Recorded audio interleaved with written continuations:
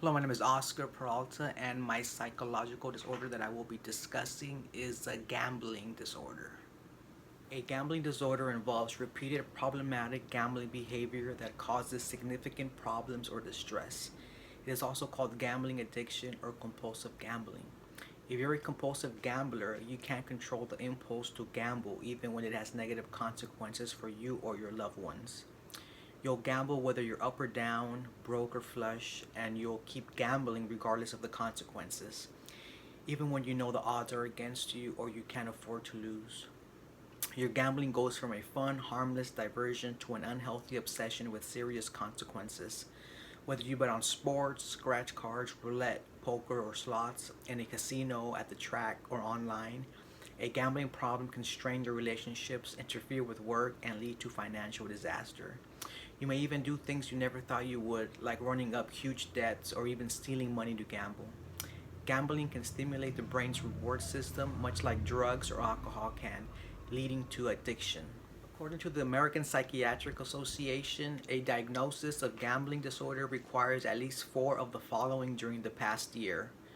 1. Need to gamble with increasing amount of money to achieve the desired excitement. 2. Restless or irritable when trying to cut down or stop gambling. 3. Repeated unsuccessful efforts to control, cut back on, or stop gambling. 4. Frequent thoughts about gambling, planning the next adventure, thinking of ways to get money to gamble. 5. Often gamble when feeling distressed. 6. After losing money gambling, often returning to get even. 7. Lying to conceal gambling's activity. 8. Jeopardizing or losing a significant relationship, job, or educational career opportunity because of gambling. 9. Relying on others to help with money problems caused by gambling. Approximately 1% of the adult population in the United States has a severe gambling problem.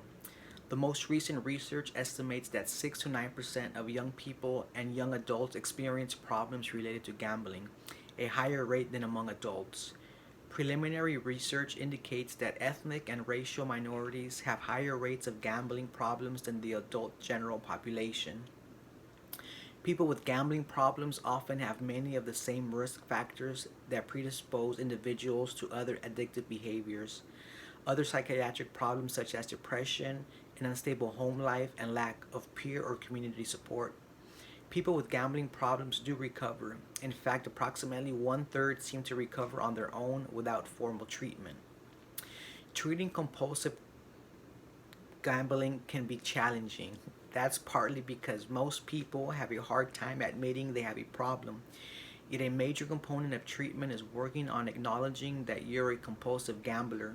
If your family or your employer pressured you into therapy, you may find yourself resisting treatment. But treating a gambling problem can help you regain sense of control and perhaps help heal damaged relationships or finances. Treatment for compulsive gambling may include these approaches. Therapy. Behavioral therapy or cognitive behavioral therapy may be beneficial. Medications. Antidepressants and mood stabilizers may help problems that often go along with compulsive gambling, such as depression, OCD, and ADHD. Self help groups. Some people find that talking with others who have a gambling problem may be a helpful form of treatment. I hope my presentation on gambling disorder gave you a little insight of what the symptoms are for someone that's suffering from a gambling problem, uh, and the steps that can be taken if you or a loved one find yourselves with a gambling problem or issue, and the different ways that can help you. Thank you very much.